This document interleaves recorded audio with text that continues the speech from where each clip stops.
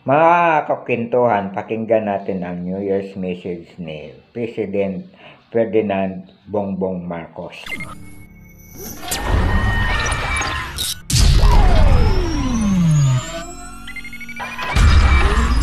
Bonifacio Mabini ay hindi basta magpapalupit. 23 have prepared us for whatever difficulties 2024 will present.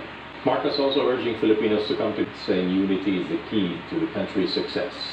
Binanggit niya na tayo raw ay mga lahi ni Rizal, Bonifacio at kung sino-sino pang mga bayani na nagbuwis ng buhay sa pagmamahal sa bayan. Ito ay pasaring doon sa China na tayo ay matatapang. Kahit sila man ay malaking bansa, hindi tayo papatinag. Tatapang din lang ang pag-uusapan. Hindi tayo dapat matakot sa pananakot ang China.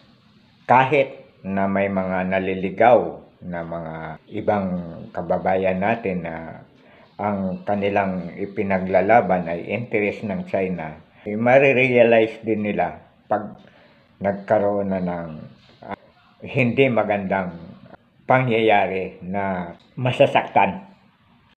Kaya ang sabi ni President Marcos, kailangan ang mga Pilipino ay mag-unite. Please follow, comment, like, and share. Thank you.